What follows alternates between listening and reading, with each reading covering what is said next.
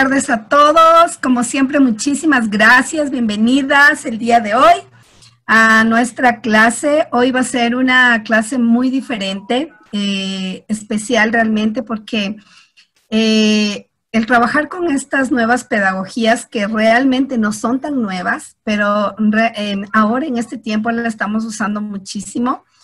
¿Por qué? Porque yo estuve... Bueno, asistí a algunos cursos y algunos seminarios y me fui especializando en esto de las pedagogías durante todo este tiempo que hemos estado trabajando con ustedes, pues y yo ya terminé mi curso, súper lindo de mucho tiempo, una certificación muy bonita sobre este tipo de pedagogías, donde realmente yo me pude identificar muchísimo. Y realmente sentí que estas pedagogías de las que hoy les voy a hablar realmente han sido maravillosas porque sí las podemos utilizar, sí las podemos usar y la podemos hacer práctica dentro de nuestra profesión como docentes, ¿sí? Entonces, me ha encantado, ha sido un proceso súper bonito el de aprender esto de la pedagogía del amor, la pedagogía de la pregunta y la pedagogía del movimiento. Son tres tipos de pedagogías manejadas muy especialmente porque trabaja muchísimo con el desarrollo de las capacidades de los niños a través del amor, del movimiento y de las preguntas. Entonces ustedes se dirán, ¿cómo es posible que estas cosas pasen en un aula cuando ahora estamos tan virtualizados? Y realmente sí funciona muchísimo. ¿Por qué razón? Porque aplicar las pedagogías realmente no tiene que ver mucho con el tener que estar físicamente en un lugar, sino que son pedagogías que las podemos aplicar a través de nuestro trabajo, por el Zoom, por cualquier tipo de plataforma que ahora usted vaya a utilizar para este nuevo año, las personas que estamos en la sierra y en el oriente, y para las personas de la costa que ya están trabajando ahorita en las aulas. Realmente este tipo de pedagogías son una forma de vida impresionante. Cómo le cambia la vida al estudiante y cómo le cambia la vida al docente también. Porque estas tres pedagogías las podemos utilizar y realmente las podemos vivenciar quienes somos docentes de corazón, las personas que realmente tenemos vocación de ser docentes. Entonces, aquí lo bueno de todo esto y de hoy es que todos ustedes tienen vocación de docentes, por eso están aquí con nosotros aprendiendo. Así que ese primer punto, ese primer requisito importante para aplicar este tipo de pedagogías, pues las podemos asumir porque somos docentes, realmente docentes de vocación, ¿ya?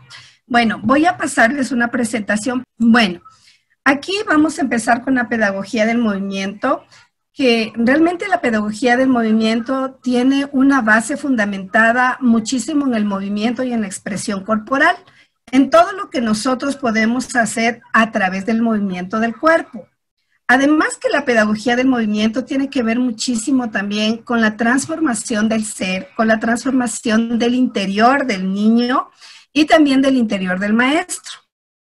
Y todo esto lo hace a través de un trabajo en expresión corporal. La pedagogía del movimiento se la puede utilizar en todas las áreas, en todos los años de escuela, de colegio, se las puede utilizar. ¿Por qué razón? Porque la pedagogía del movimiento está súper vinculada a la educación física y también a las otras materias. Es decir, que la pedagogía del movimiento es transdisciplinaria. Se puede aplicar en todas las áreas. Pero yo lo he puesto aquí en educación física porque realmente está ligada muchísimo a la área de educación física. Tiene muchísimo que ver con el trabajo del movimiento, de la expresión corporal, de la expresión de sentimientos, de emociones, y de cómo nosotros vamos transformando y cómo los niños van aprendiendo a través del movimiento. Se sabe que mucho del movimiento que nosotros hacemos dentro de las áreas de educación física ayuda muchísimo a los niños pequeños desde la lectoescritura hasta todo lo que tiene que ver con matemáticas, con ciencias y con todas las materias. ¿Por qué razón? Porque el movimiento te permite a ti manejar toda el área motriz. Entonces, cuando tú manejas tu área motriz adecuadamente y que no sería solamente el área motriz, sino también funciones básicas, entonces esto hace que el desempeño cognitivo del estudiante sea mejor y sea positivo. Por ejemplo, cuando nosotros hacemos marchas, cuando nosotros usamos el tipo de marchas en las aulas con nuestros estudiantes, estamos trabajando muchísimas áreas en el niño. Para empezar el proceso de la lectoescritura. Cuando nosotros estamos, por ejemplo, bailando, los niños están bailando, pues ahí también ellos están aprendiendo muchísimo en la lectoescritura porque están manejando el ritmo. Tenemos también mucho del movimiento que hacen los niños, como trampolines, como correr de izquierda a derecha, cuando tienen que subir y bajar, cuando por ejemplo están en el aula y usted les manda hacia el lado izquierdo, hacia el lado derecho. Nosotros estamos aprendiendo y más bien dicho, nosotros estamos enseñándole a nuestro estudiante todo lo que tiene que ver con lateralidad, con espacio. Y en este movimiento que nosotros estamos generando con los niños en el trabajo en aula, o ahora no en aula sino en casa, pues también nosotros estamos afianzando esas partes súper importantes que tienen que ver con la lectoescritura, la matemática y las otras materias que nosotros tenemos en el aula. Entonces es súper importante que la pedagogía del movimiento pues la apliquemos en las aulas. ¿Por qué? Porque aunque parece complejo, no es tan complejo, porque lo que hace es desarrollar al ser humano y usted trabaja con el niño constantemente en el área personal del niño, como la autoestima, como el crecimiento personal, como el amarse a sí mismo. Entonces, cuando usted hace, por ejemplo, o da clases de expresión corporal, usted en expresión corporal puede decirle al niño que haga una obra de teatro muda, por ejemplo, sin hablar, solamente expresándose a través del movimiento del cuerpo. Entonces, usted va a poder ver a través de ese trabajo cómo el niño va desarrollando toda esta parte interior, y cómo esa parte interior se va convirtiendo en una área tan importante para él en todas las materias. ¿Por qué? Porque ahí vamos a trabajar motricidad, vamos a trabajar movimiento, vamos a trabajar lateralidad, espacio. Y usted sabe que para la lectoescritura, inicios de la lectoescritura, el niño tiene que saber cuál es su izquierda, cuál es su derecha, porque nosotros empezamos siempre escribiendo, ¿no es cierto?, de un lado hacia el otro. Igual tiene que respetar el espacio cuando está haciendo los números. Entonces, tiene que respetar el espacio y usted le va a enseñar a través de la pedagogía del movimiento. Además que existe mucho lo de la corporeidad, que es un sentido en el que el niño aprende a conocerse a sí mismo a través de toda la experiencia que vive, y esto permite al niño también reconocer su cuerpo en movimiento y hacerlo todo más fácil, ¿sí? Y esto le va a ayudar muchísimo en lo que tiene que ver con las áreas cognitivas, ¿sí? Y todo lo que tiene que ver con funciones básicas. Por eso es tan importante, yo les he puesto estos elementos, porque los principales elementos de la pedagogía del movimiento son estos precisamente los que tienen aquí en la diapositiva. Ahora, es importante también reconocer que todos estos elementos anteriores están unidos en pares, como por ejemplo la corporeidad y la motricidad, que representa un cambio paradigmático en nosotros como docentes para nuestros estudiantes. ¿Qué quiero decir con esto? Que el ser humano posee un cuerpo, ¿no es cierto? Es su propio cuerpo. Pero cuando nosotros queremos que él trabaje en el área de la corporeidad más la motricidad, tenemos que explicarle al niño que su cuerpo no es solamente un objeto como cuerpo, sino que en su cuerpo vive también su expresión, vive también su parte humana, vive también toda esa parte emocional, y su cuerpo no es solamente un objeto que usted lo puede mirar, sino que también su cuerpo es capaz de hacer un montón de cosas y que su cuerpo puede trabajar integralmente. Entonces, el cuerpo no es solo el cuerpo, sino que íntegramente es ser humano, alma, espíritu, corazón, es emociones, sentimientos. Entonces, le hace entender al niño que él como persona, pues puede sentir, puede pensar, puede hacer cosas, puede desplazarse, crece, se emociona, se relaciona con otros, con el mundo que lo rodea, y a partir de esas relaciones, él va construyendo un mundo significativo. Y este mundo significativo le va dando un sentido a su vida. Entonces, es súper importante porque trabaja muchísimo, aunque tiene que ver mucho con expresión corporal, movimiento, educación física, trabaja muchísimo con esa área interna. ¿Por qué? Porque se puede aprovechar el espacio del movimiento que a los niños les encanta y a los adolescentes también, a muchos, les encanta ese espacio para poder construir su propio mundo significativo. Ahora tenemos también el cuerpo y movimiento. Ese es un punto de partida súper importante porque si nosotros hablamos de cuerpo y movimiento, estamos hablando de toda la vida, porque toda la vida ha existido el cuerpo en movimiento, ¿sí? Entonces, realmente aquí lo que se le ve al cuerpo, cuando hablamos de cuerpo y movimiento, aquí es más como lo filosófico, ¿ya? Porque se habla del cuerpo y del alma. Entonces, cómo los dos están complementados para hacer un montón de cosas. Es decir, que no solamente somos materia, sino también somos pensamiento y conocimiento y podemos trabajar a través de estos dos elementos. Muchas de las posturas antiguas como de filosóficas de Platón, Descartes, de Aristóteles, pues ellos hablaban muchísimo de la parte espiritual y de la parte también cognitiva y de la parte del cuerpo. Por eso esa frase que dice cuerpo sano, mente sana, alma sana, siempre se va como que ligando, ¿no? Porque se habla de que el ser humano no es solamente el cuerpo, sino también pensamiento intelectual. Y que a través de su pensamiento él puede trabajar como una máquina, pero no una máquina rígida, sino en movimiento. ¿Por qué? Porque siente. Y también tenemos la pedagogía llamada de movimiento o de la motricidad, es lo que yo les había dicho anteriormente, que con este tipo de pedagogías hay muchísimo del movimiento corporal y eso ayuda mucho en el área cognitiva. ¿Por qué? Porque es una invitación a la transdisciplinariedad, lo que les había dicho en la primera. Porque hablar de pedagogía de la motricidad es reflexionar frente a los procesos educativos y formativos del niño, lo que nosotros le estamos enseñando a través del movimiento. Entonces, la pedagogía de la motricidad, vista desde el punto de la educación física, pues va a ser realmente una enseñanza bastante intencional sobre el sujeto, porque trabaja mucho en movimiento.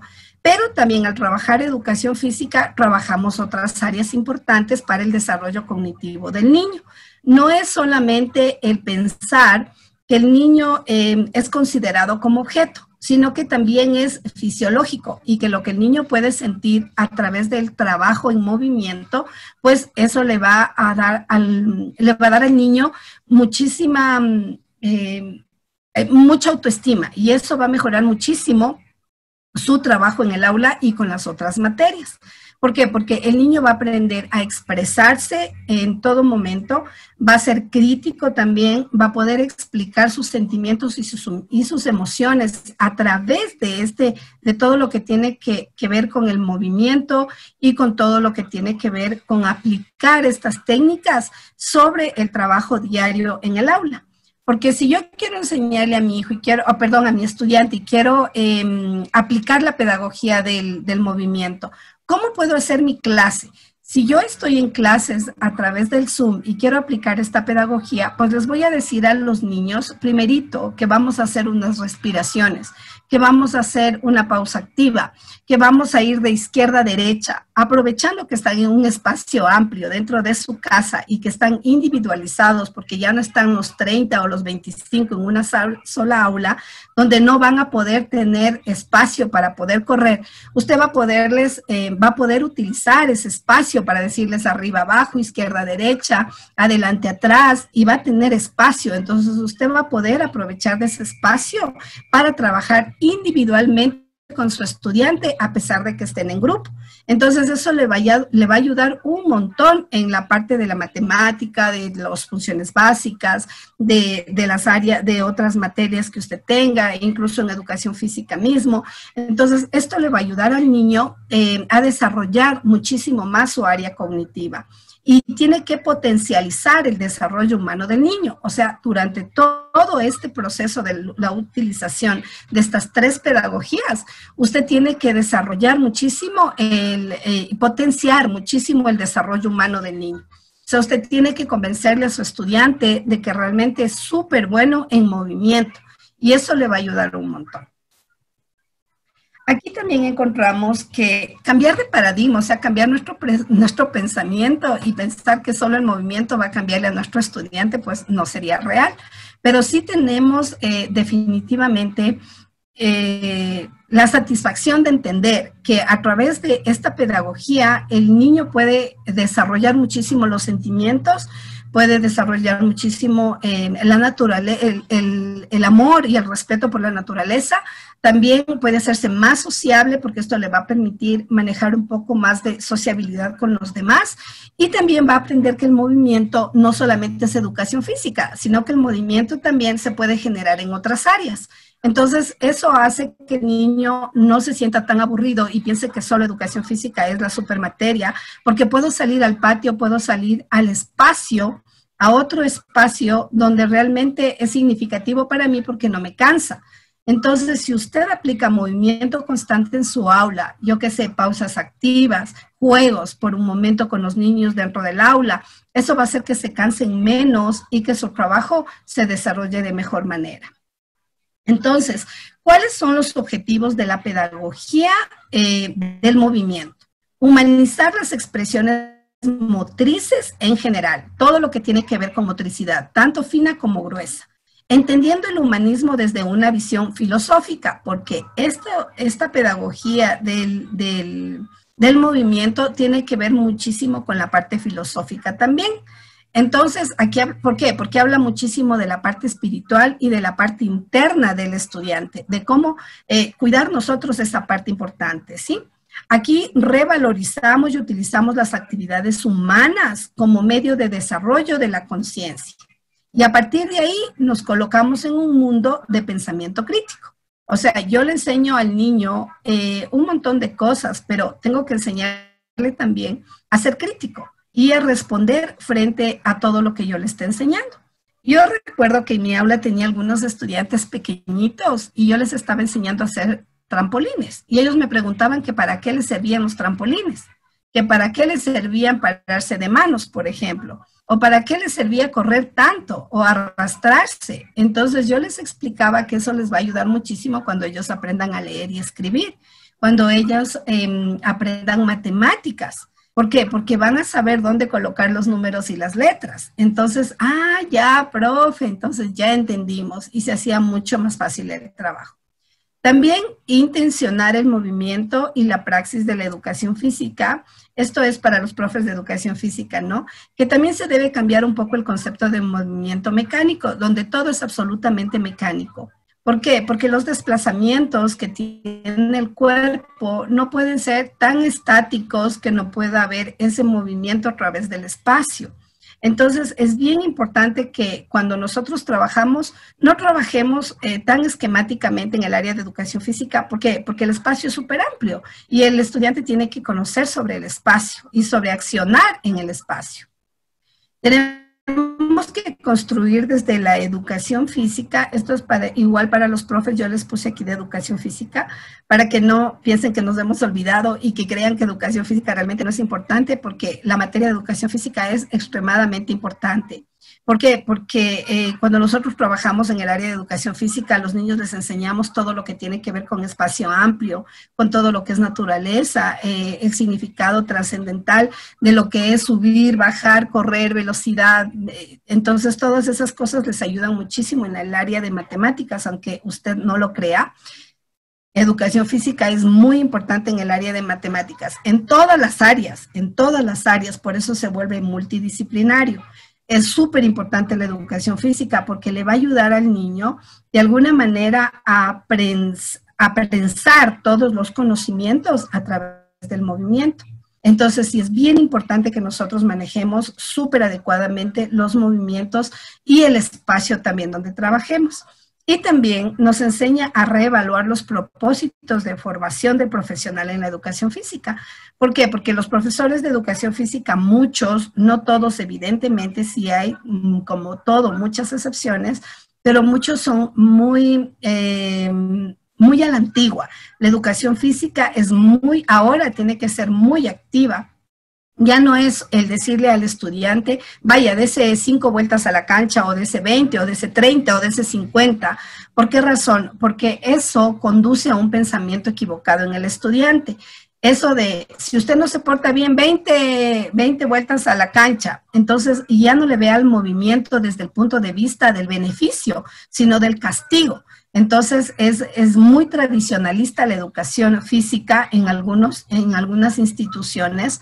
Entonces, esto, en vez de generar en el estudiante desarrollo personal, lo que hace es generar molestia hacia los deportes de contacto, hacia los deportes de alto rendimiento, como correr, como jugar básquetbol en equipos. ¿Por qué? Porque empiezan a generar ese miedo en el estudiante y el estudiante se aparta del deporte. Y esto genera eso, la distancia con el deporte en general.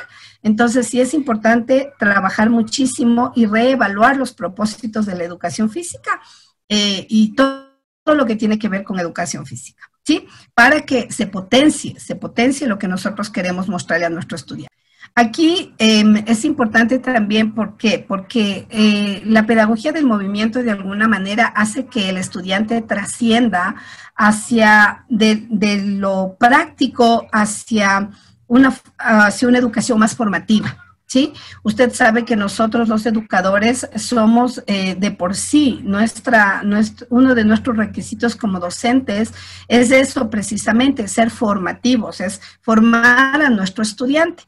Muchas personas dicen que la formación del estudiante es solamente hasta 7º o 8º de básica, porque ya entran a la secundaria, ya son señores formados, cuando en realidad no es así. ¿Por qué? Porque nuestra educación es desde el inicio, desde el inicial hasta 3º de bachillerato, es formativa.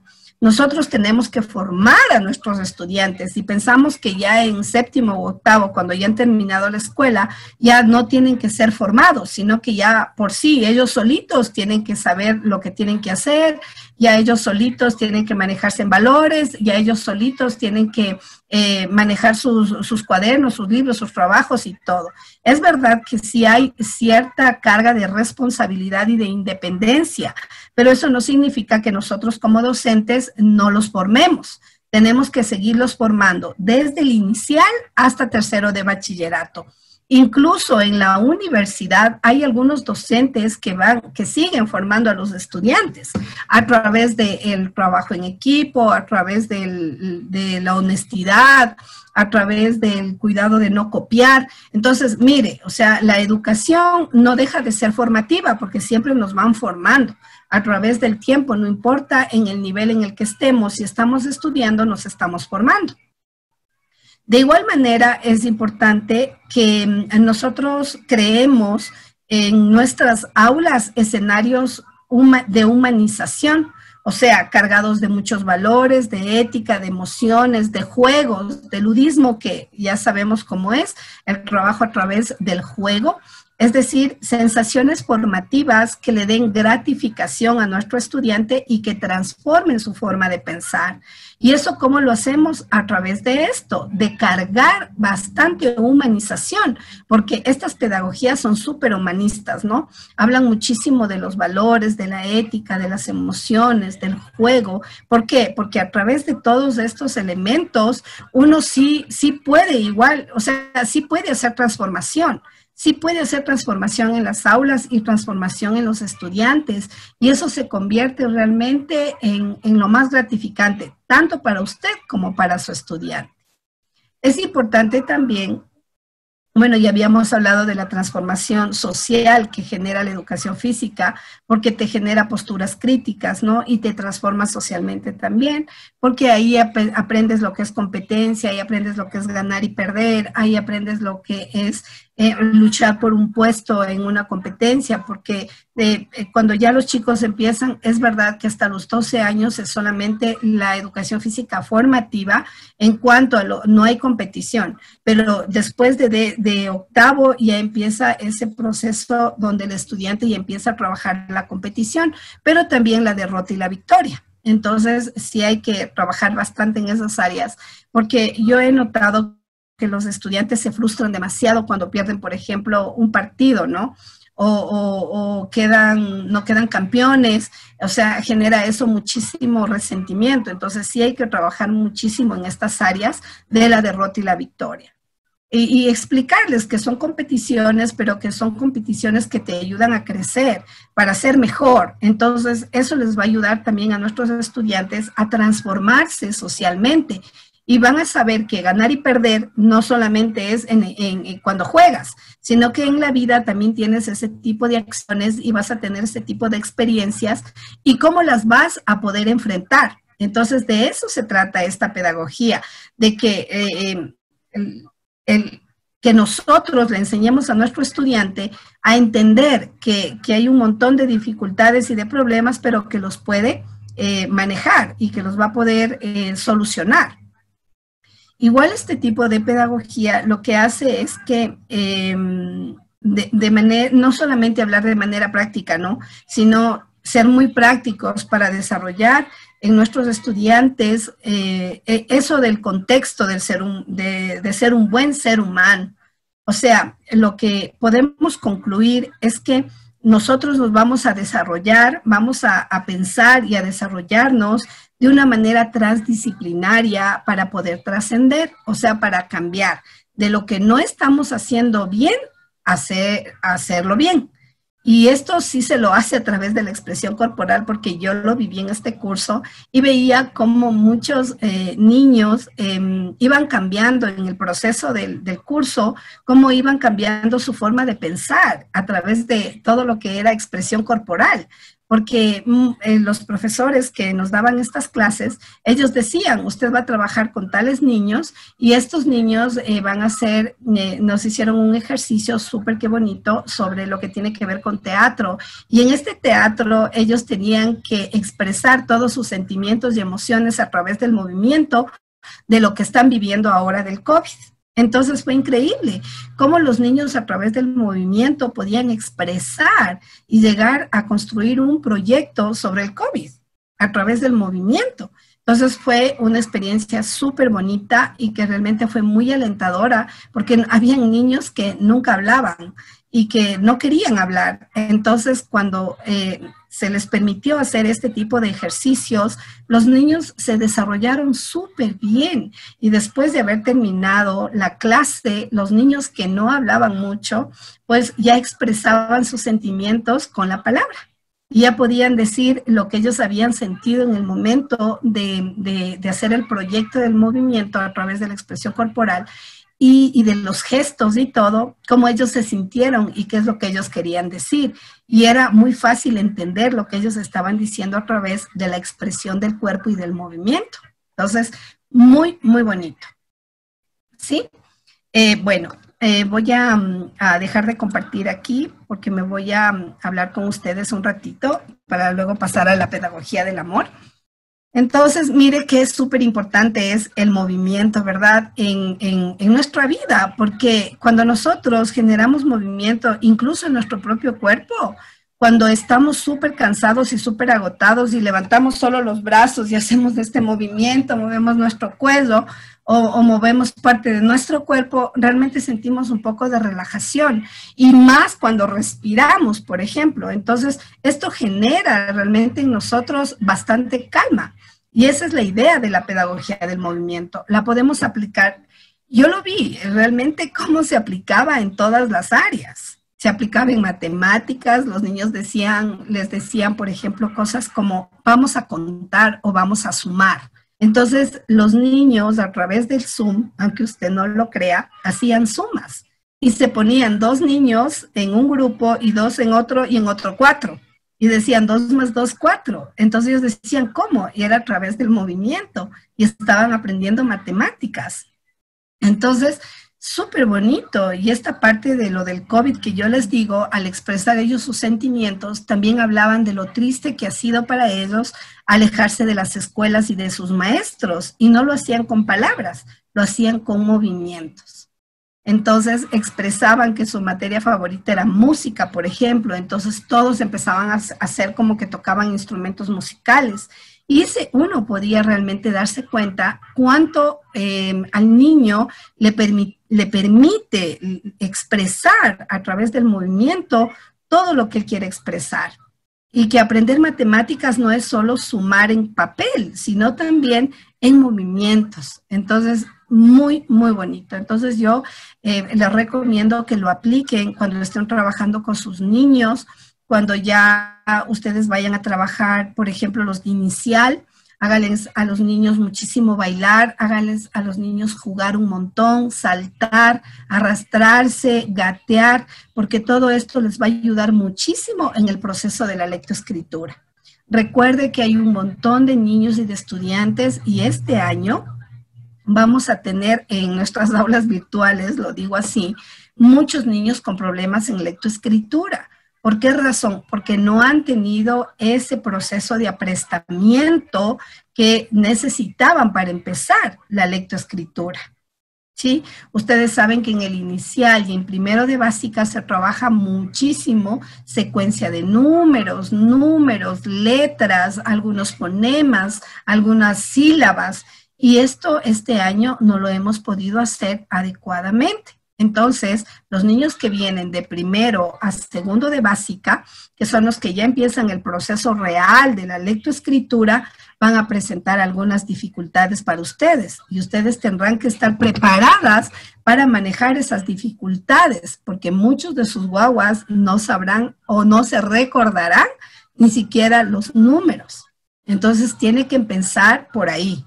A ver, vamos a contar 1 al tal número, vamos con las letras, vamos con los números, vamos a formar, porque incluso muchos niños de primero de básica ya, pues cuando estábamos presencialmente hablando, ya construían oraciones. Ahora hay muchos niños que no están construyendo ni siquiera oraciones, que no se acuerdan ni las vocales. Entonces usted lo puede hacer todo este trabajo a través del juego y del movimiento. ¿Para qué? Porque ahí el proceso educativo se vuelve más significativo porque está experimentando a través del movimiento y no se va a olvidar. Entonces es bien importante que maneje esas áreas, ¿sí? Entonces vamos a hacer algo con los profes, por favor. Les voy a poner una diapositiva y ustedes en un papelito van a escribir en una sola palabra, no 2, ni 3, ni 4. Van a definir la palabra amor en letras súper grandes para que les podamos ir leyendo, ¿ya? Va a definir la palabra amor en una palabra, en una sola palabra. Por ejemplo, yo diría amor, respeto, ¿sí? Entonces usted en ese papel ponga lo que para usted es el amor, en una sola palabra. ¿Sí? ¿Estamos listos? Muy bien. Voy a activarles a algunas personas el audio, solo para que me digan sus palabras. Luego ya las vamos a fotografiar y las vamos a pasar. Pero, ¿cuál sería su palabra, Daisy? Felicidad. Felicidad. Gracias, Daisy. Rocío Sánchez, ¿cuál sería su palabra? Buenas tardes para todos. Hola, Rosita, buenas tardes. Para mí es confianza. Perfecto, muchas gracias. A ver, Nelicita. Comprensión. Perfecto, muy bien, gracias. Carmen Pinto. Buenas tardes. Buenas tardes, Carmita. Cuidado y entrega. Muy bien, muchas gracias. Tengo a Rensis, fidelidad. Perfecto, gracias, qué bonito. Fidelidad, muchas gracias, hermoso. Vamos, Olguita. Alegría. Alegría, muy bien, ya hemos oído fidelidad, comprensión, respeto, alegría.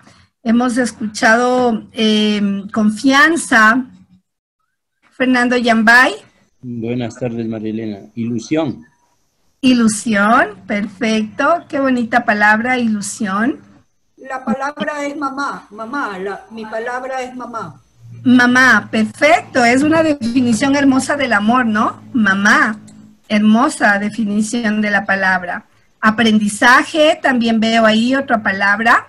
Amor, le veo compartir, qué bonito. A Yolis le escribió ahí. A Marlene dice todo, qué bonito. Marina dice verdad. Anita González dice emoción. Humanidad. Lo pueden hacer, lo pueden escribir en el chat también. Empatía. Hijo, sí, qué bonito. Estamos viendo ahí otras palabras. Estamos viendo solidaridad, enseñanza.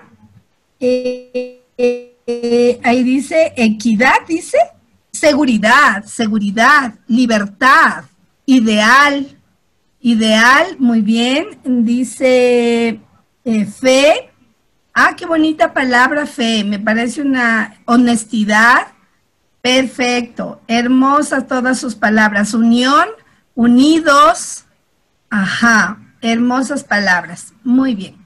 Muchísimas gracias a todos por este tiempo en el que les pedimos que nos dijeran o nos definieran el amor en una sola palabra, porque realmente el amor es un montón de palabras, en realidad, son muchas, muchas palabras y podemos definir el amor con esas palabras precisamente con las que ustedes nos han compartido ahora aquí en el Zoom. Paz también es una hermosísima palabra, muy bonita. Bueno. Aquí les he puesto de aquí, ¿no? Con la idea de que podamos definir qué es el amor. Y el amor son muchísimas palabras en realidad. Bueno, vamos acá. Permítanme, por favor. Les voy a pasar en este momento un pequeño video. Por favor, me indican si se escucha. Les agradecería muchísimo.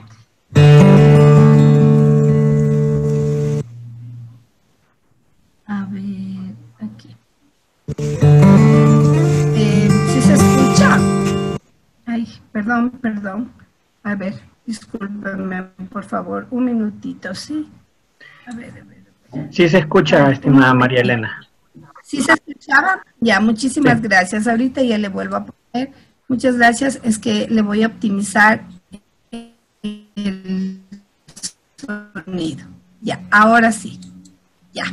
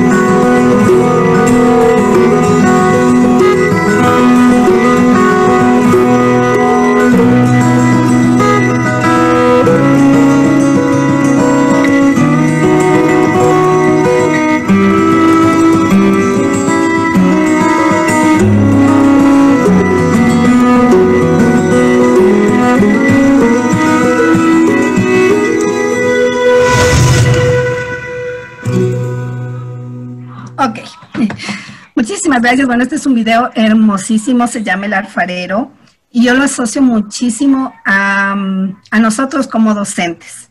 ¿Qué es lo que nosotros hacemos con nuestros estudiantes a través del amor que nosotros les damos, la confianza y todas esas palabras que ustedes expresaron al inicio con respecto a nuestros estudiantes?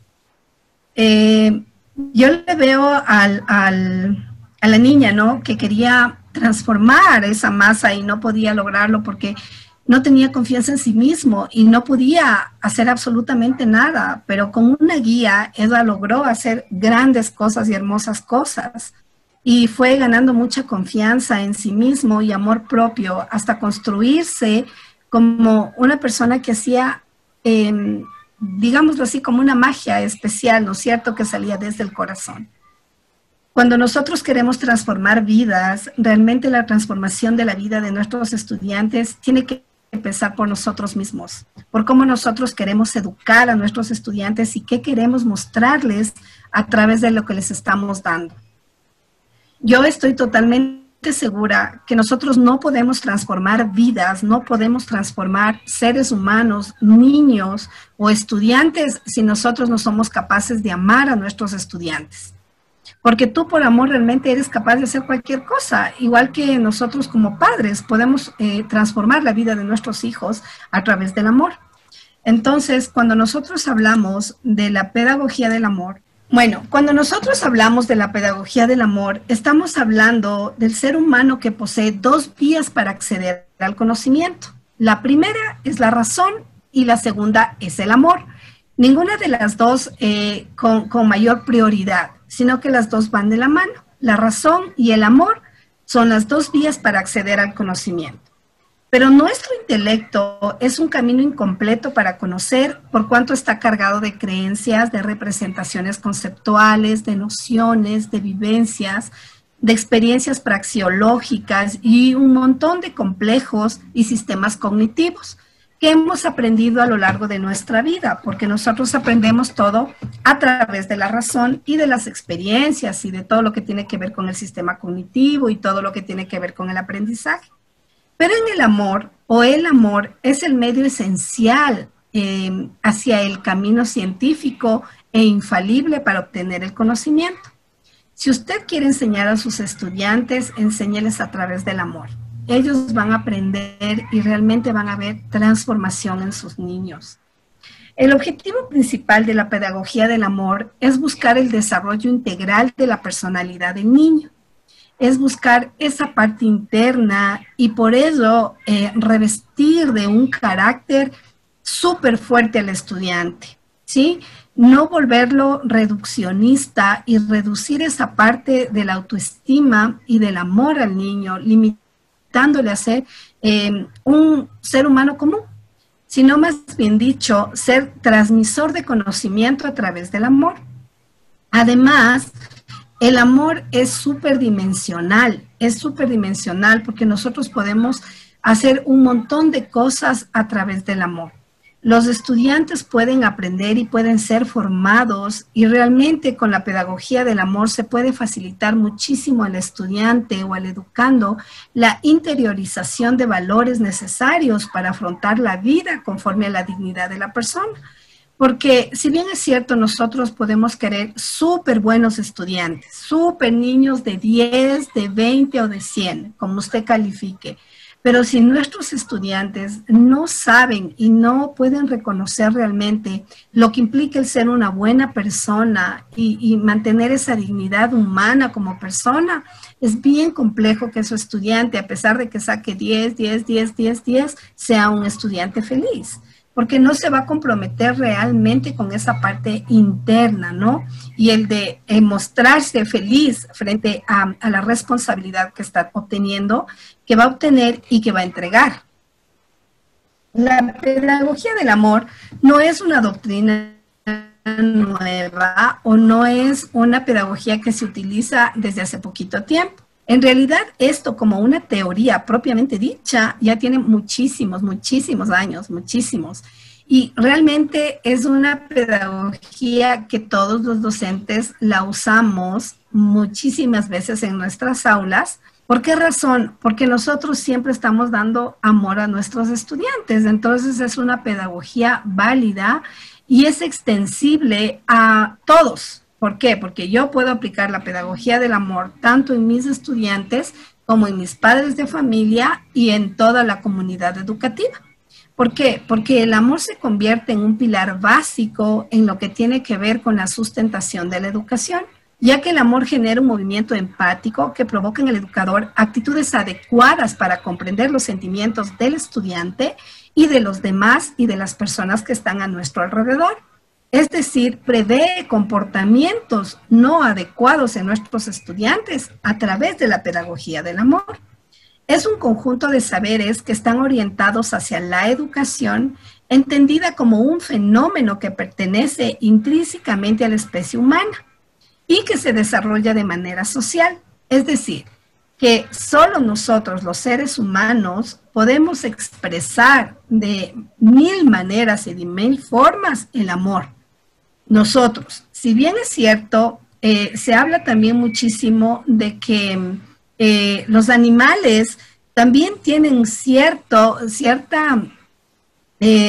sensación hacia los humanos, pero mucho de esto está ligado al condicionamiento. O sea, los animales demuestran sus momentos de alegría, de emoción al vernos y todo. ¿Por qué razón? Porque son condicionados a través de nuestro amor. Nosotros les damos amor a los animalitos y los animalitos nos entregan una respuesta, pero esto es repetitivo, porque nosotros repetimos constantemente con el animalito un montón de actitudes o de comportamientos que le hacen al animal actuar de esa manera. Pero en los seres humanos es totalmente distinto, porque nosotros sí tenemos sentimientos, tenemos eso del sentir inmediatamente frente a alguna conducta del otro. Entonces, es súper importante comprender que nosotros como especie humana podemos desarrollarnos socialmente a través del amor. Es bien bonito este tema, ¿no? La pedagogía del amor es la aceptación del otro junto a uno en la convivencia. ¿Cómo nosotros podemos aplicar la pedagogía del amor en la convivencia con nuestros estudiantes, en la convivencia con todos los profesores, en la convivencia en la comunidad educativa con los padres? Porque realmente el amor es el fundamento biopsicosocial de los eventos, situaciones o acontecimientos culturales. Por cuanto, sin amor, es decir, si la aceptación del otro junto a uno en la convivencia nos da como resultado la socialización y una socialización positiva, es decir, que si nosotros socializamos, vamos a poder vivir y vamos a poder experimentar el lenguaje. Pero si nosotros no tenemos esa convivencia empática con los demás, no va a haber un lenguaje adecuado y siempre vamos a estar chocando con las personas. ¿Y qué hacemos nosotros cuando no vivenciamos y experimentamos el lenguaje? Nosotros nos deshumanizamos, dejamos de ser personas humanas y de sentir para solo ver las cosas y dejar pasar. Entonces, lo único que nos diferencia a nosotros de los seres humanos, realmente, de los animales, perdón, realmente es el lenguaje.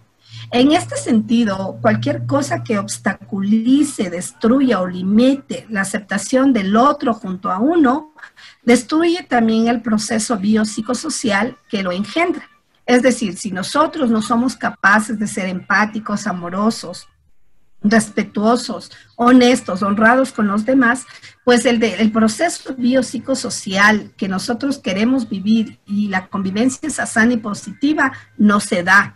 Entonces, es como cuando ustedes están en sus aulas o están, digamos que con los padres de familia, y algún padre viene a usted a reclamarle por alguna situación de su hijo, y viene muy molesto y muy enojado, y le empieza a gritar y a tratar mal a usted, usted automáticamente se deshumaniza. Y puede tener paciencia para escucharle, pero en un determinado momento usted va a decir, este señor está loco, ¿qué le pasa? ¿Por qué me trata así? No voy a hablar más con este señor. Y se destruye ese proceso biopsicosocial y ya no hay esa empatía y el lenguaje y la comunicación adecuada. Entonces, por eso es súper importante que tomemos en cuenta que la pedagogía del amor tiene elementos súper importantes como la empatía, la resiliencia, la honradez, la tolerancia, porque solo así se puede llegar a un lenguaje adecuado y a una comunicación íntegra. La pedagogía del amor produce muchísima alegría, proporciona ayuda, contribuyen a realizar actividades agradables comúnmente porque podemos trabajar de una manera adecuada a través de la tolerancia en equipos, provee ayuda para resolver problemas, podemos resolver grandes problemas a través de la pedagogía del amor, porque cuando hablamos de la pedagogía del amor no estamos hablando solamente de eso de dar y dar con cariñitos, con mimitos, no. La pedagogía del amor en realidad es mucho más, es todo lo que ustedes decían, ¿no? Solidaridad, comprensión, firmeza, es entregar reglas, dar responsabilidades. Entonces, la pedagogía del amor no tiene que ver solamente con los abrazos o solamente con ese amor que está limitado al de la pareja, no, sino más bien dicho, la pedagogía del amor va vinculada con todo lo que nosotros podemos hacer a través del amor como estrategia para que nuestro estudiante pueda ser feliz, pueda cumplir con sus obligaciones, pueda ser independiente, pueda ser responsable y para que nuestros padres, los papás de nuestros estudiantes se conviertan en nuestros aliados. ¿Por qué? Porque estamos proveyéndoles algunas estrategias para resolver problemas. Entonces, es súper positivo. Además de que esta pedagogía reduce muchísimo la tensión y incrementa mucho la autoestima y elimina las emociones negativas. Los principios de la pedagogía del amor, equipo, un liderazgo totalmente formativo, una cultura axiológica y la afectividad, y tomando muy en cuenta el valor de la sonrisa. Porque en realidad puede parecer algo absurdo lo que le voy a decir, pero cuando usted le sonríe a otra persona, automáticamente la otra persona cambia o le baja ese nivel de tensión que tiene cuando está hablando con usted. Entonces, si nosotros queremos realmente tener una pedagogía del amor correcta y aplicarla correctamente en el aula, tenemos que saber que debemos trabajar en equipo adecuadamente y para eso necesitamos empatía, necesitamos tolerancia, necesitamos respeto por el otro. Y si nosotros queremos que nuestros estudiantes empiecen a tener una cultura axiológica, de la misma manera, nosotros tenemos que aplicar estos principios básicos sobre la pedagogía del amor, el liderazgo formativo, es decir, líderes que sean capaces de formar a otros líderes, y la afectividad. Esos son los principios de la pedagogía del amor. Aquí yo les he puesto esto que es súper bonito. ¿Por qué razón? Porque quiero que usted comprenda a qué se refiere con esto de la sonrisa. Charles Chaplin escribió esta poesía y él decía lo siguiente: una sonrisa cuesta poco y produce mucho, que es verdad. No empobrece a quien la da y enriquece mucho a quien la recibe, que también es verdad. Dura solo un instante, pero perdura en el recuerdo eternamente. Es la señal externa de la amistad profunda. Nadie hay tan rico que pueda vivir sin ella. Nadie tan pobre que no la merezca el consuelo de la tristeza. Una sonrisa tiene valor desde el comienzo que se da. Si crees que a ti la sonrisa no te importa nada, sé generoso y da la tuya. Porque nadie tiene tanta necesidad de la sonrisa como quien no sabe sonreír.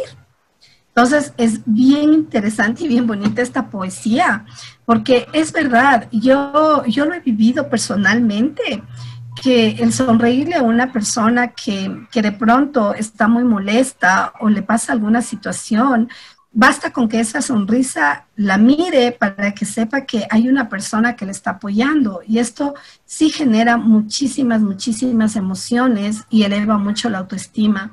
Mucho más en nuestros niños, cuando nosotros les sonreímos a nuestros niños y somos capaces de decirles: wow, me encanta tu sonrisa, Y yo igual sonreírle por cualquier situación al niño, incluso cuando nuestro estudiante ha tenido malos comportamientos, sonreírle y expresarle a través de una sonrisa y decirle, mira, lo hiciste mal, o sea, no estás actuando adecuadamente, y después sonreírle y decirle, pero yo sé que lo vas a hacer mejor. Realmente eso a su estudiante le va a llenar mucho y lo va a llenar de muchísimas energías y le va a llenar muchísimo, muchísimo de ganas de seguir avanzando. No hay nada mejor que felicitar a un estudiante, aunque sean pequeños logros los que él tenga.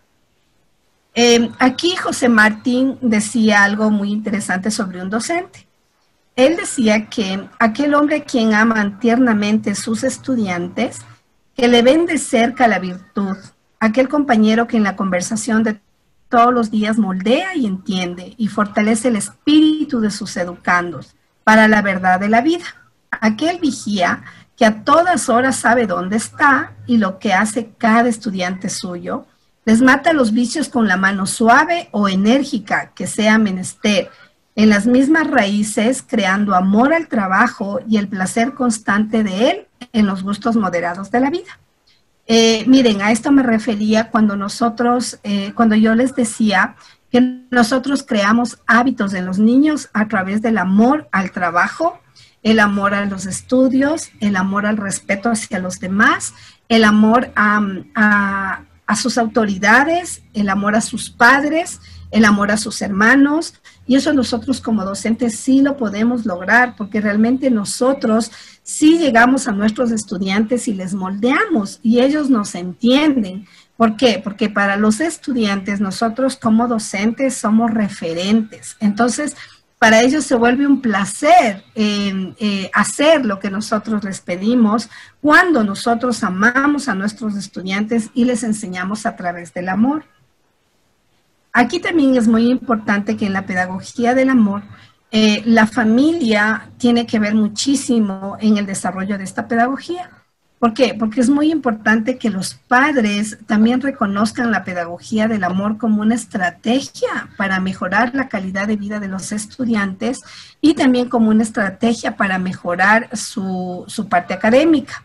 No podemos nosotros como familia o nosotros no podemos desvirtuar a la familia del aprendizaje de nuestros estudiantes porque nosotros trabajamos en forma tripartita. O sea, el estudiante, los padres de familia y la institución educativa o la comunidad educativa.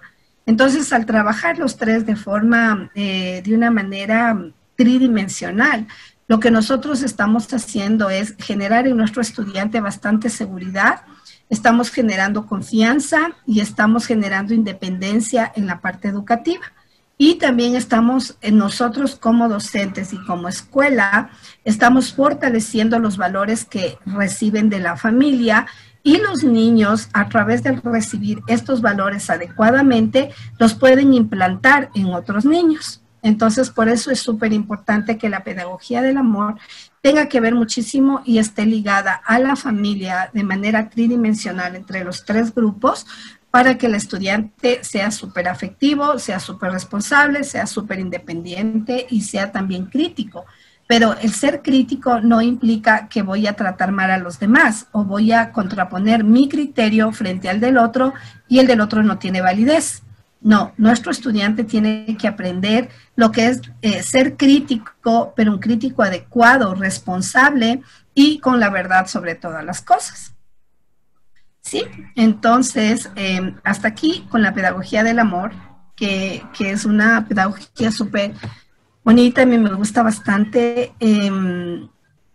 es súper aplicable. Yo creo que todos como docentes tenemos la responsabilidad de aplicar este tipo de metodologías, este tipo de pedagogías con nuestros estudiantes, incluso en nuestra propia vida, porque no podemos tener una convivencia adecuada con el otro si nosotros no somos capaces de respetar, admirar, querer, cuidar, proteger, ser honestos, ser responsables.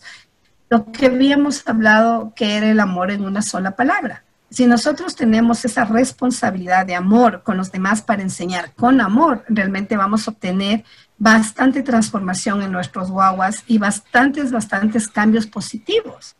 Esto no significa que usted va a estar apapachando y besando a sus estudiantes todo el tiempo, no, pero sí va a poder usted mostrar el amor, ¿sí? El amor a través de la responsabilidad, a través de lo que usted le enseña, a través de los valores, aunque sabemos que los valores vienen desde casa, pues nosotros como docentes tenemos la obligación definitivamente de dar a nuestros estudiantes fortalecimiento en esos valores que reciben en casa. Y cuando vienen nuestros estudiantes, muchos sin valores, es nuestra obligación, pues, recordarles que esos valores tienen que ser aprendidos en casa. Pues nosotros tenemos que enseñar, porque eso es parte de nuestro trabajo como docentes con nuestros estudiantes, con nuestros guaguas, ¿sí? Ahora, cuando nosotros, después de haber pasado por la pedagogía del movimiento y llegar a la pedagogía del amor, vamos a llegar a la pedagogía del por qué, de las preguntas, de esta parte donde los niños están preguntando absolutamente todo. ¿Por qué es importante esta pedagogía? Porque a través de esta pedagogía los niños aprenden a ser cuestionadores. Entonces, el cuestionamiento tiene que ver muchísimo con la parte crítica, de qué quiero criticar, qué quiero cuestionar. Yo me puedo cuestionar, yo puedo cuestionar a los otros de una manera correcta, ¿sí? Entonces, cuando hablamos de la pedagogía de la pregunta, nosotros nos preguntamos qué es, cómo lo pongo en práctica, para qué me sirve, ¿cuál es el arte de preguntar? ¿Qué puedo obtener a través de la pregunta? Pues a través de la pregunta podemos obtener conocimiento, podemos obtener un montón de respuestas a preguntas que realmente se nos hacen necesarias, pero lamentablemente nosotros como adultos tendemos muchísimo a coartar esa parte importante en los niños y empezamos desde casa. Cuando nuestros guaguas están en la mesa del comedor con nosotros y empiezan a hacer preguntas y nosotros les decimos, cállate, no digas nada, no preguntes, estamos hablando entre adultos. Ahorita tú no puedes saber nada, entonces no puedes preguntar ni tampoco te vamos a responder. Desde ahí nosotros estamos ya coartando esa parte tan importante que es la curiosidad. ¿Por qué? Porque cuando los niños preguntan es realmente porque quieren obtener una respuesta que para nosotros no es importante, pero para ellos es muy importante. Pero para que nosotros lo vivenciemos en el aula, también debemos prepararnos mucho. Porque hay muchos de nuestros estudiantes que suelen preguntarnos sobre algunos temas y nosotros decimos, ay, ¿para qué me vienes a preguntar eso? Eso yo no te voy a poder responder. Pero realmente estamos actuando de una manera totalmente equivocada y totalmente negativa. ¿Por qué razón? Porque nosotros como docentes tenemos que estar preparados para responder a las preguntas cuestionadoras de nuestros estudiantes. Y cuando nosotros no sabemos, tener pues la humildad para poder explicarle a nuestro estudiante que sobre ese tema usted no conoce mucho, pero que mañana va a responder a esas preguntas y usted tendrá que obligatoriamente buscar, investigar y leer sobre el tema para poderle dar la respuesta a su estudiante. Porque ahí usted no pierde credibilidad frente a su estudiante. Cuando usted no le responde a su estudiante no dice, la profe no sabe, o la profe ya va a investigar. Cuando usted le dice, no, ahorita no te puedo responder. En ese momento el estudiante empieza a hacerse sus propios cuestionamientos y empieza a criticar su forma de actuar. Y le empieza a decir en su propia mente y en su propio corazón, esta profesora no sirve, no vale, no sabe. Yo sí sabía lo que era, pero ella no sabe. Pero si usted actúa de una manera prudente, respetuosa y tolerante y le explica a su estudiante que hay cosas que en ese momento no recuerda o no conoce mucho sobre el tema, pero que mañana le va a explicar de una mejor manera, su estudiante va a hacer que la credibilidad que usted quiere que él tenga sobre usted crezca. Entonces, es muy importante que nos preparemos y nos capacitemos frente a cualquier tema que nuestros estudiantes nos quieran preguntar. No cansarnos de los por qué, ni de los porqués, ni qué es, ni por qué. Porque entre los 3 y los 5 años, los niños siempre preguntan por qué a todo. ¿Por qué es el agua? ¿Por qué del sol? ¿Por qué de los embarazos? ¿Por qué de la tierra? ¿Por qué de los gusanos? ¿Por qué de todo? Y si usted no le responde, el niño queda con muchísimos vacíos. Entonces es muy importante que nos vayamos preparando en cada área que el niño nos pregunten, ¿no? Y darles la libertad de preguntar. Porque si nosotros coartamos esa libertad del ser cuestionadores, nosotros estamos definitivamente rompiendo ese hilo importantísimo de la curiosidad y de la investigación. ¿Ok? Bueno, acá nos vamos.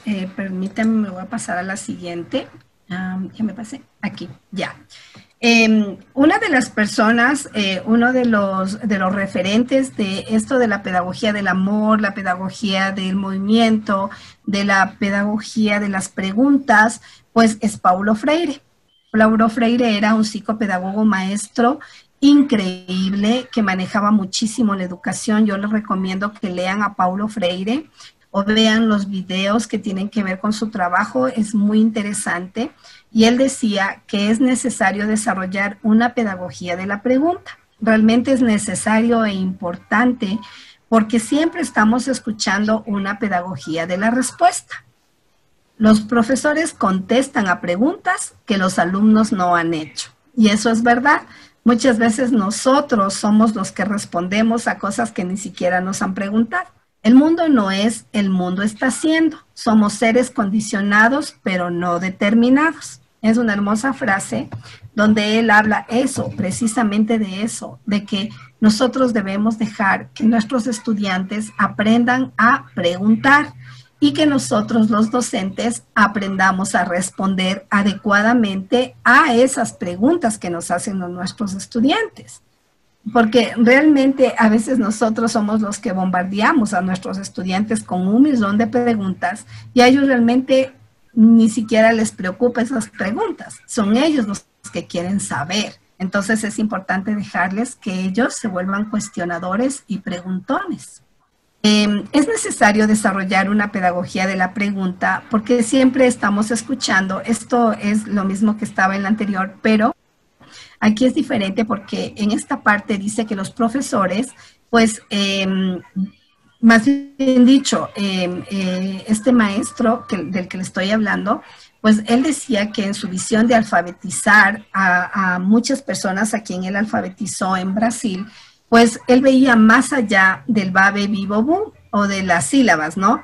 Porque esto decía él que implicaba una comprensión crítica de la realidad social, de lo que muchas personas que no sabían leer mostraban a través de su realidad social, económica y política, pero que realmente enseñar exige respeto a los saberes de los educandos y que esto se hace solamente a través de las preguntas. O sea, cuando nuestros estudiantes nos preguntan, nosotros estamos respetando los saberes de ellos. Y no somos nosotros los que estamos preguntando y preguntando y preguntando y el estudiante desconoce de muchísimos temas que nosotros preguntamos, pero cuando ellos nos preguntan, nosotros decimos, no me preguntes. Entonces, coartamos esa libertad y esa parte importantísima del ser crítico, ¿no? Para mí ser crítico y cuestionador es súper importante porque el estudiante aprende muchísimo a cuestionarse a sí mismo, a ver que ha cometido errores y que a través de esos errores, cambiándolos o mejorándolos, él también va a mejorar como persona. Entonces, es súper importante que los estudiantes se vuelvan críticos y cuestionadores, pero de una manera positiva. Aquí, para poder preguntar, hay que querer saber, y eso es lo que les pasa a nuestros estudiantes.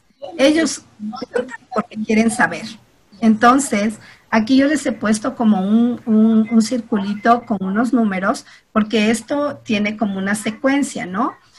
Primero, contraria a esto de la pedagogía de la pregunta, se va contra la teoría de la respuesta, que es lo que les decía, ¿no? Preguntar nosotros constantemente para recibir una respuesta, pero son ellos los que deben preguntar para nosotros responder. se centra en el interés del alumno, por supuesto, porque todo lo que nuestros estudiantes nos preguntan porque les interesa saber sobre un determinado tema, cualquier tema que sea, porque nuestros estudiantes no pueden de pronto preguntarnos algo sobre algo que tenga que ver con la educación, por ejemplo, ¿no es cierto? Sino que pueden preguntarnos de otros temas también. Y eso nos pone a nosotros en la responsabilidad de tener que adquirir conocimiento constantemente. Además, preguntar y pensar son dos procesos inseparables. Yo no puedo preguntar sin pensar, ni tampoco puedo pensar sin preguntar. Tengo que, para llegar a la solución de un problema, pues tener ahí el problema, después preguntarme cómo solucionar ese problema y después llegar a la solución del problema. Hay que saber el tema y averiguar lo que les decía, súper importante. Y sobre todas las cosas, esto de la teoría de la pregunta da paso a la curiosidad y a la creatividad. Y estos dos elementos juntos hacen que nuestros estudiantes lleguen hacia el conocimiento. Porque cuando ellos están curioseando y quieren saber de qué se trata todo y empiezan a trabajar a través de su propia creatividad, ellos pueden llegar al conocimiento y a un conocimiento súper significativo. Aquí tengo digamos que estrategias para que usted pueda aplicar esto de estas tres pedagogías, que es primeramente conocer al grupo de estudiantes y sus características psicológicas e intereses. Si usted no conoce a su grupo de trabajo, es imposible que pueda aplicar no solo estas estrategias o estas pedagogías que no son nuevas, pero que se están aplicando. ¿Por qué? Porque si usted no tiene conocimiento de las características de sus estudiantes, usted no va a poder responder a nada, ni tampoco va a poder aplicar nada. ¿Por qué? Porque desconoce a su grupo. El docente debe estar preparado para las posibles preguntas que puedan existir, es lo que les decía anteriormente. Empezar nuestra clase con preguntas que enfoquen el tema, o sea, no salirse del tema y nosotros decir a nuestros estudiantes, ¿no? Cosas como, ¿qué desean ustedes saber sobre este tema? Entonces, ahí ellos empiezan a preguntar y empiezan a cuestionar lo que usted ya, por supuesto, sabe sobre el tema. Es importante que nosotros como docentes sepamos escuchar, no criticar, no minimizar las preguntas que realicen nuestro niño o nuestro chico o chica que están en el colegio, incentivar a preguntar a nuestros estudiantes. Las preguntas que llevan más hacia la reflexión son las preguntas divergentes y tenemos que responder sin mentiras, sin inventos o criterios demasiado personales. ¿Por qué razón yo les digo esto? De que debemos ser muy cuidadosos en las cosas que nuestros estudiantes nos preguntan y las cosas que les decimos. Porque yo tuve una experiencia con una compañera en mi trabajo que empezaron a hablar sobre el tema de la equidad de género y sobre lo que tenía que ver con la homosexualidad. ¿Sí? Eran chicos que estaban en segundo de bachillerato. Entonces, se generó este tema de la equidad de género y automáticamente entró el tema de la homosexualidad, de que si los hombres podían estar con los hombres, si de las mujeres podían estar con las mujeres, que si había las parejas heterosexuales, ¿por qué no podían haber las parejas del mismo género? Entonces, por supuesto, se generó como una especie de debate en el aula. Y la maestra, pues no tuvo ni el tino, ni tampoco tuvo tal vez la tolerancia, y les dijo a los estudiantes que hablar de equidad de género y hablar sobre homosexualidad era un pecado. Como era un pecado porque ella era una mujer de Cristo, les dijo en estas palabras, pues ella no estaba de acuerdo, y que eso era devastador para todas las personas, y que ella respetaba los criterios, pero que ella no creía en esas cosas y que tenía que cambiar el tema.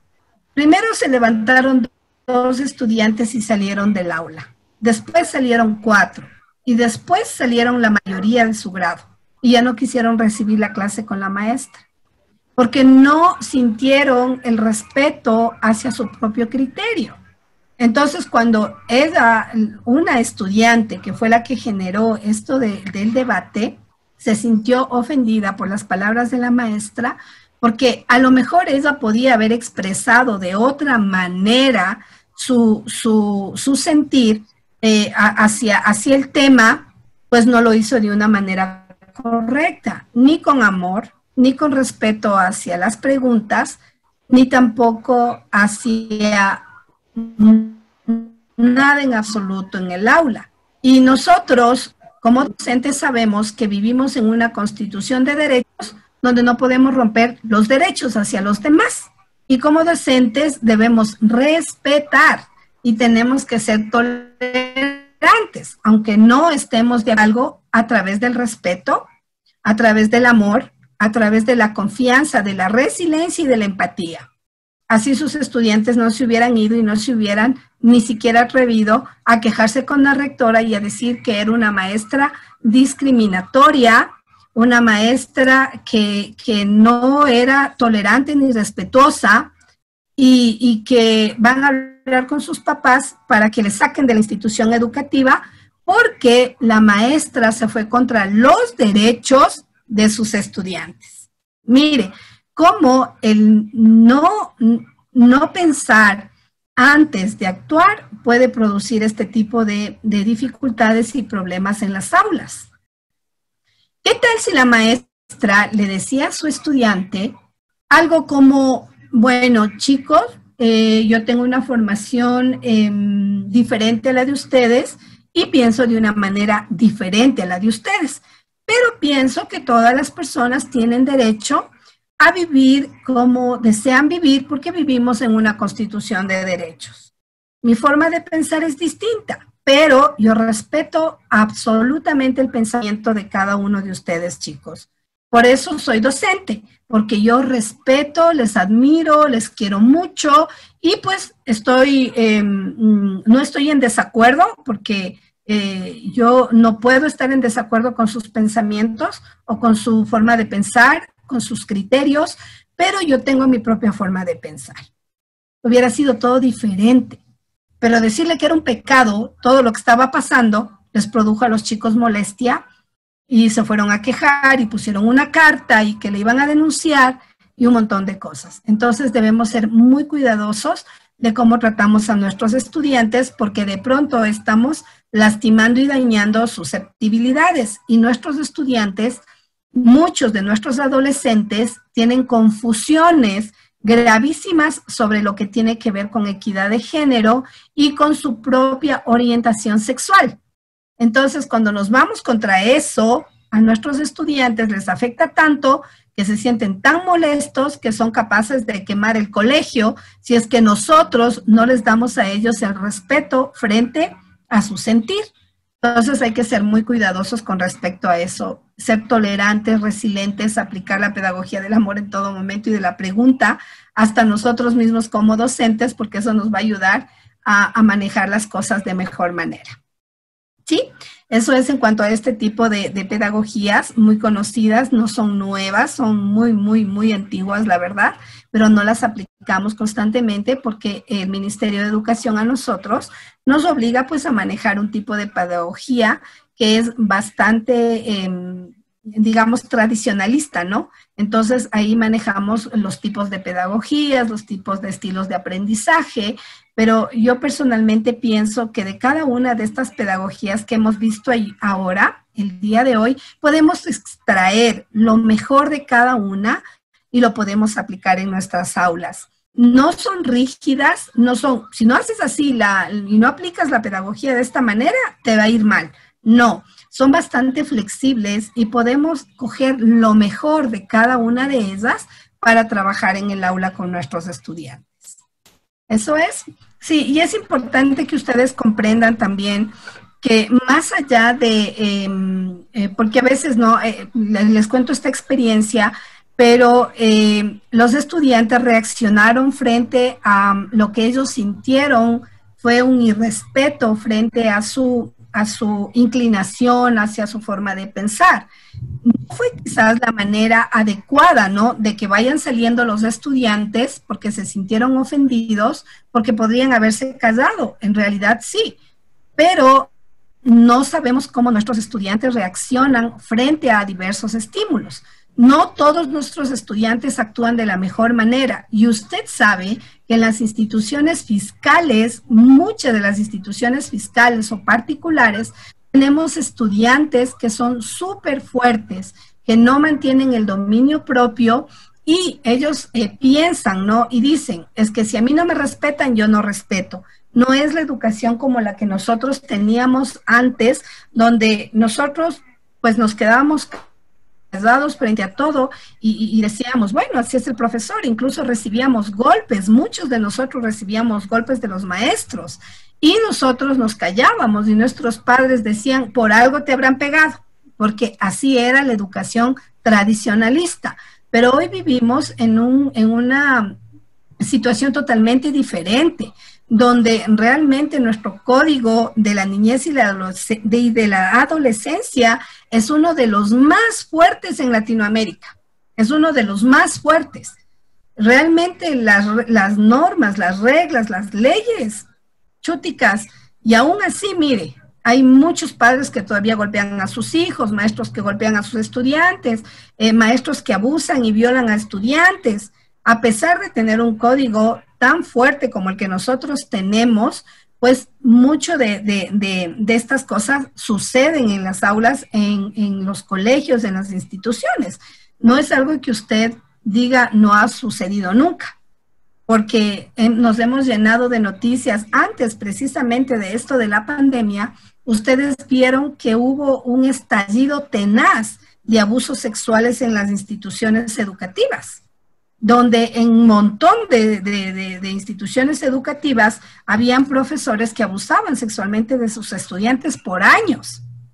Mire, y a pesar de tener un código tan fuerte, se daban este tipo de circunstancias. Entonces los estudiantes no siempre actúan de la misma manera todos. Todos son mundos diferentes y todos nuestros estudiantes tienen diferentes tipos de valores. Saben cuáles son sus valores, los que han aprendido en su casa, pero lo que para un niño es el amor, para el otro el amor es de otra forma.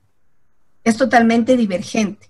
Por ejemplo, si yo pensaría que el amor es respeto y tolerancia, de pronto para Rocío el amor es confianza y madurez. O sea, son cosas diferentes. De pronto para mí el amor es honestidad y fidelidad. De pronto para Patti es honradez y respeto. O sea, todos pensamos de forma distinta y los niños piensan también de forma distinta, porque ninguno tiene pensamientos exactos. Todos tienen pensamientos totalmente inexactos y diferentes. Entonces debemos pensar que si un alumno nos reacciona súper bien frente a un acto equivocado, pues va a haber otro que no va a reaccionar de la misma manera. Entonces hay que ser muy cuidadosos como docentes de qué hacemos y cómo trabajamos. ¿Sí? Buenas tardes. Buenas tardes, bienvenido como siempre, gracias. Gracias por su exposición, pues muy interesante, muy importante para quienes tenemos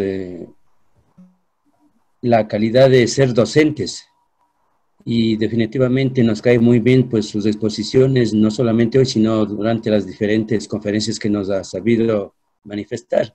Son muy importantes. Muchas gracias, Fernandito. Y hay que felicitar. Con respecto a la situación de lo que ha acontecido con la compañera que se nos acaba de manifestar, bueno, bastante lamentable no poder actuar de la manera más prudente y eficaz en el momento oportuno. Pero estas cuestiones de hablar de sexualidad en los estudiantes, que eso es muy notorio hoy realmente ha sucedido y sigue sucediendo. Para los docentes también resulta bastante complejo, bastante difícil, pues peor si no se está preparado para poder responder los requerimientos de los estudiantes. Pero me parece, María Elena, que aquí juega papel protagónico la gente del DESE. No sé, en ese aspecto quisiera que usted nos enfoque, María Elena. Y desde luego, muchas gracias por su apertura. Con mucho gusto, Fernando. Sí, en realidad, cuando nosotros tenemos casos como estos de súper mal comportamiento en las aulas, es importantísimo que el DESE actúe inmediatamente e inspeccione incluso, ¿no? ¿Por qué? Porque el área de inspección maneja todo lo que tiene que ver con disciplina. Y el DESE, por supuesto, con este tipo de dificultades también que se presentan con los estudiantes para tratar de calmar lo que se podría venir después de este inconveniente. Pero realmente yo pienso realmente que nosotros como docentes debemos ser súper tolerantes y súper respetuosos de los demás, de nuestros estudiantes también, y pues también poner nuestras normas y nuestras reglas. Porque si yo como docente me pongo a discutir con mi estudiante, entonces estoy rompiendo esa parte importantísima de lo que implica la autoridad. Entonces no me puedo poner a discutir con mi estudiante jamás, nunca, nunca. Eso sí es un consejo que yo le doy y que muchos otros docentes lo dirán, porque ponernos a pelear con nuestro estudiante es lo peor que podemos hacer. O sea, nos bajamos al mismo nivel de nuestro estudiante y perdemos autoridad, ¿sí? Entonces sí es muy importante manejar la autoridad, el respeto, y aquí instancias como la inspección y el DESE debían haber actuado, ¿no? Que por supuesto la inspección sí lo hizo, y después fueron los estudiantes que salieron pues al DESE para llegar a acuerdos y manejar las cosas con respeto, ¿no? Que era lo importante. Tengo algunas personas, mi Pati, que han levantado la mano. Gracias, Fernandito. Esa sería mi respuesta. Muchas gracias también, Mariana. Muchas gracias. Gracias, Fernando. Buenas tardes, muchísimas gracias. En verdad, gracias primeramente agradeciendo por esta charla tan fructífera. Muy buenas tardes, gracias. Gracias. En verdad, o sea, es cierto, ¿no? Por ejemplo, yo soy docente del Magisterio Nacional. A nosotros desde hace 2 años más o menos, creo que fue, nos dieron los cursos de LGTB, donde tuvimos que escolarizar a los estudiantes, donde a lo menos nosotros, por ningún concepto, o sea, ahí está fuera el laicismo, todo tipo de religión, a excepción, tú puedes ser pro tú. Y en verdad, o sea, ya se enseñó hace 2 años a los estudiantes, o sea, con la finalidad de crear la inclusión, donde, por decir, antes, como usted bien lo decía, ¿no? En nuestra época, o sea, si a alguien ya se le veía raro, ya se le estigmatizaba. Entonces ahora no, o sea, era con la finalidad de que como maestro incluyamos eso en las aulas, donde se lo vea como una persona más. O sea, si es de otro sexo, viene vestido de otra manera, tiene ciertos gestos, pero eso no le quita el ser humano. Y es cierto, exacto. Y gracias por lo que usted nos enseñó, las técnicas para manejar dentro del aula, porque es muy cierto que hay inspección, todo eso de ese, pero en realidad uno como docente tiene que manejar todo esto, porque a veces, no me ha pasado, pero he escuchado, a veces se cansa el inspector de estar yendo a solucionando su problema, o el DESE también está full de trabajo, imagínense que para una del DESE dan como 2 instituciones y cada institución tiene 1000 alumnos. Así entonces, acaba así. Y eso es lo que usted nos dio, las técnicas. Es mejor trabajar directo con los papás. Y si usted ve algo ya bien grave, ahí sí regístrese, haga su respectivo informe para que se libere de responsabilidades. Porque como usted lo dijo, a veces los estudiantes son terribles. A lo menos donde yo trabajo es un lugar tenaz. Todos me han dicho, ahí queman la papa, y es verdad, en el lugar donde estoy yo. Y lo único que he hecho es respaldarme, o sea, no darle más largas. A veces es cierto, como dicen los chicos también, a veces los papás también vienen enojados. Y uno toca respirar, manejar muy bien la situación, ganarse a los estudiantes, ganarse a los alumnos, porque a veces del mismo día se le dice a uno eso, mira, no te puedo ayudar porque, o sea, ahí estás tú como docente, o a veces, no me ha pasado a mí, he escuchado, como les dije, a Dios gracias, me ha ayudado mucho, he tenido charlas similares a las que hoy estoy recibiendo. A veces que dice, pero usted es la docente, ¿por qué no maneja la situación? O sea, no sé para qué nos dice. Y a veces, Dios no quiera, ¿no?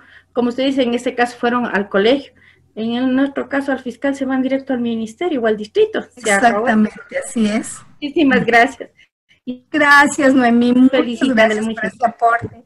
Muchísimas gracias. Esa es la realidad, porque nuestros padres ya no van a ningún lado, van directito al distrito y a denunciarnos. O sea, no hay nada más que hacer y sí hay que ser cuidadosos. Y en realidad no en todos los colegios fiscales, por supuesto, ni en todos los colegios particulares pasa esto, pero incluso yo he escuchado de casos de estudiantes que amenazan a sus profesores con cuchillos, que están saliendo del colegio y les dicen que ya van a ver lo que les va a pasar. Entonces, imagínense, ese proceso también es muy complejo, muy difícil, y hay que manejarlo con mucha empatía, porque caso contrario, usted renuncia porque no lo soporta. Claro, está en riesgo, ¿no? ¿Cómo le va? Buenas tardes, Dios les bendiga mucho. Gracias. Bueno, he estado escuchando todo el taller y me parece muy importante esta situación, pero hay cosas que sí hay que pensar mucho. En primer lugar, quienes tenemos la ideología, bueno, ese sentir de que hay un Dios, sabemos que está mal y que está bien, ¿verdad? Pero la diferencia es saber hasta dónde admitimos, accedemos, respetamos ciertas situaciones, como obviamente lo decimos, respetamos. Pero tampoco nosotros podemos hacernos ciegos, sordos, valga el término, mudos. ¿Por qué? Porque hay muchas cosas que la sociedad nos está imponiendo, como es, por ejemplo, actualmente se habla del aborto, unos dirán sí, otros no. La equidad de género, unos sí, otros no. Así sucesivamente cosas que se están dando en el mundo y que realmente a lo bueno se le llama malo y a lo malo se le llama bueno. Entonces, todas esas circunstancias nos tienen que dar mucho que pensar porque si bien nosotros como educadores debemos saber qué aportamos con nuestros estudiantes. Obviamente yo no les voy a juzgar por lo que, por su ideología ni nada por el estilo, porque eso Dios nos manda, pues, obviamente. Pero sí es cierto, muchas veces cometemos errores y tildamos a nuestros estudiantes de una u otra forma. Pero en el transcurso de nuestra docencia, poco a poco, nosotros vamos aprendiendo, porque nosotros, igual que ellos, fuimos estudiantes y alguna vez también escuchamos a nuestros docentes. Y sabemos ahora, poniéndonos los zapatos de ellos, que no es fácil. Pero todo lo que hagamos con amor, todo lo que hagamos con ese sentir, es muy especial. Y los estudiantes nos ven. Y también nos ven cuando estamos con nuestro rostro de otra manera. Cuando nuestros ojos les están mirando de otra manera. Es decir, todo lo que hagamos, presentemos ante ellos, ellos están observándonos. Y asimismo, cuando tienen que adularnos, lo hacen. Alguno de ellos con mucho respeto dice, profe, ¿por qué está enojada? No por el punto de vista de que se le maltrató, sino porque nos ven serios.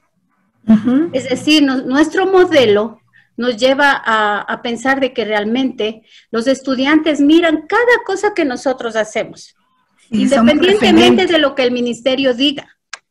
Somos el TC no va a estar ahí para salvarnos el señor inspector. Obviamente ese es nuestro deber, crear protocolos para llevar a una situación a otra. Pero realmente yo sí quiero animar, y de lo que yo he aprendido también, una cosa, la empatía. A vivir con mis estudiantes lo que ellos necesitan, a estar tristes cuando ellos han estado tristes, al igual que ellos lo han sido conmigo muchas veces. Y asimismo en las equivocaciones, con mucho respeto, profe, esto es cierto. Rara vez un estudiante muestra realmente lo que usted dice, que tal vez nos amenacen y alguna cosa. Pero en el camino, debido a lo que usted demuestra, ellos revén la situación con usted, revén. Porque realmente dice, me equivoqué con la docente. Claro. Y van y le piden disculpas muchas veces. Y obviamente un docente dice, no tiene por qué pedir disculpas. No creo. Un docente, cuando ve que se ha equivocado, obviamente no lo va a hacer público en todo lado, pero sí puede ir con el estudiante y acercarse. Porque realmente también como humanos erramos, nos equivocamos. Claro, por supuesto. Entonces, esta charla que usted nos ha dado ha sido muy interesante. Y eso sí, los valores cristianos para quienes creemos en Dios no se deben perder. Así es. A través de eso canalizar en nuestro aspecto, porque obviamente no podemos ir a dar religión, pero sí podemos crear esa conciencia de que realmente hay cosas que se las debe hacer y hay otras que no. Entonces, eso es mi punto de vista y esperemos seguir trabajando con amor, aunque a veces también me he equivocado mucho. Eso. Gracias, Olguita, por su intervención. Pero mire, Olguita, usted aplica la pedagogía del amor todo el tiempo y de la mejor manera.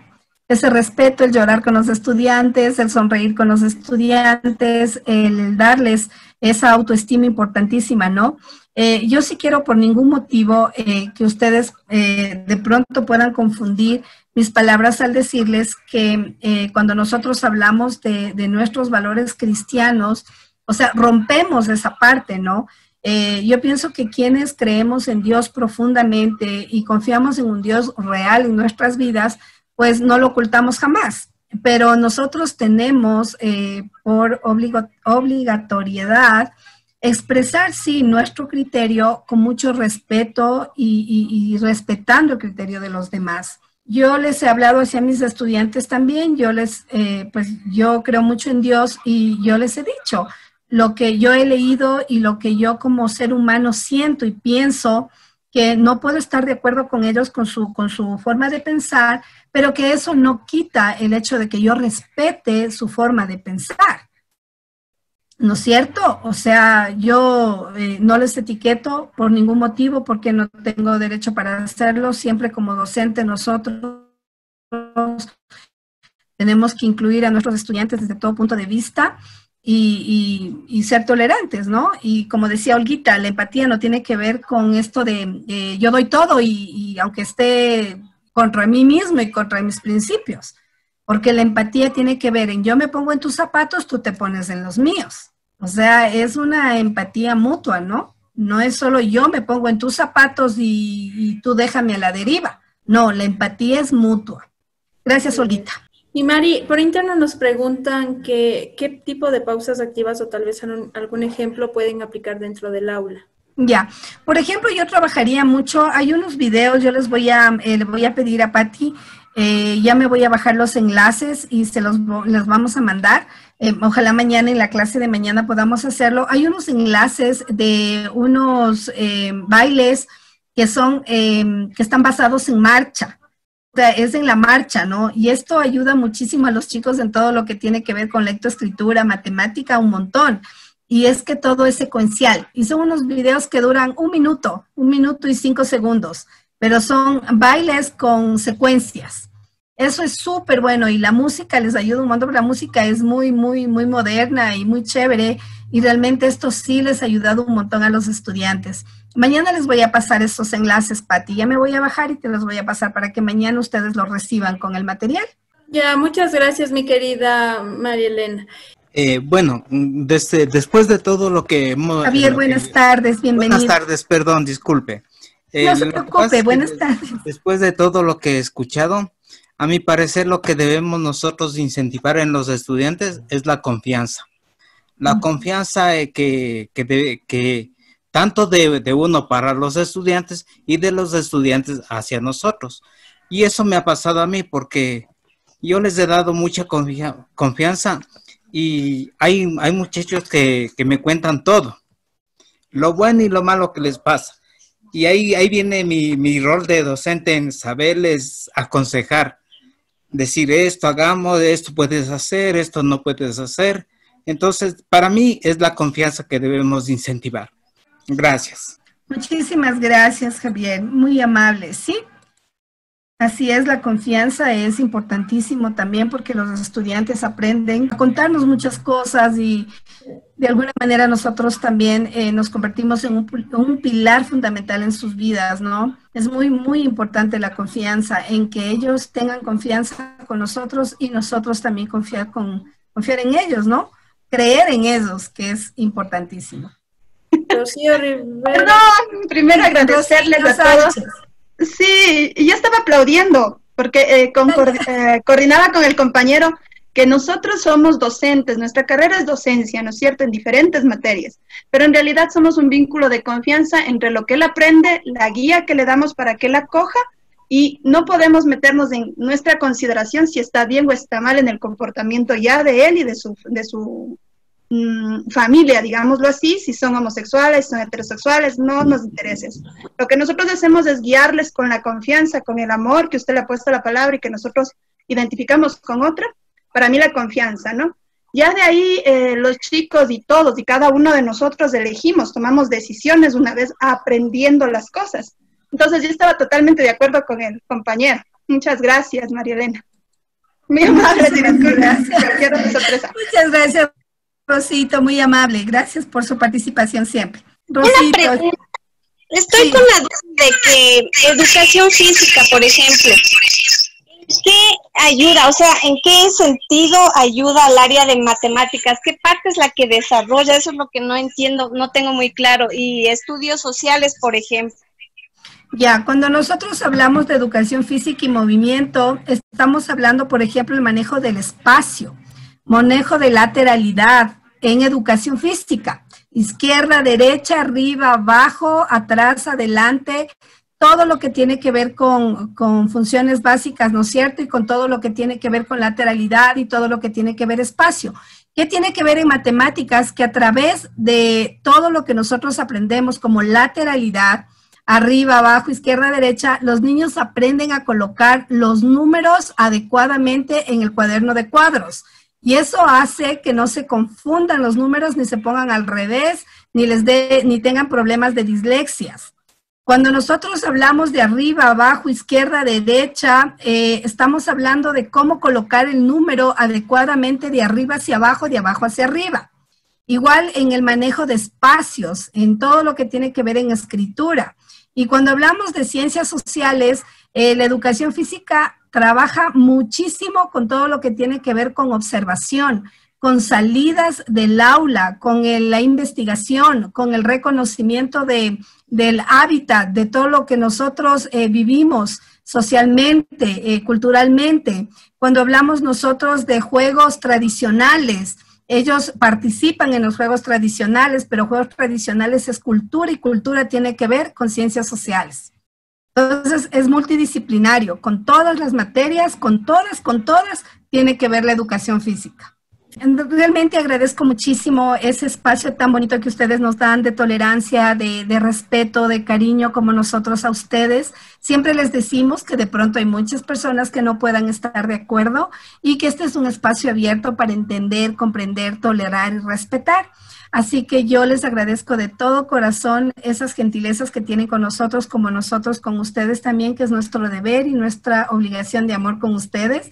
Así que estamos igual prestos para escuchar siempre toda sugerencia que esté bajo el nivel de respeto, como cualquier cosa. Siempre les queremos, les amamos un montón, agradecemos sus vidas a Dios constantemente, oramos por ustedes. Y estamos pues también orando porque esto de la pandemia termine pronto, si Dios lo permite, ojalá así sea, y ya podamos encontrarnos en un evento ya no virtual, sino que podamos hacer un evento personal, donde ahí sí nos podamos ver todos en algún lugar y nos podamos ahí sí abrazar y podamos compartir un montón de experiencias.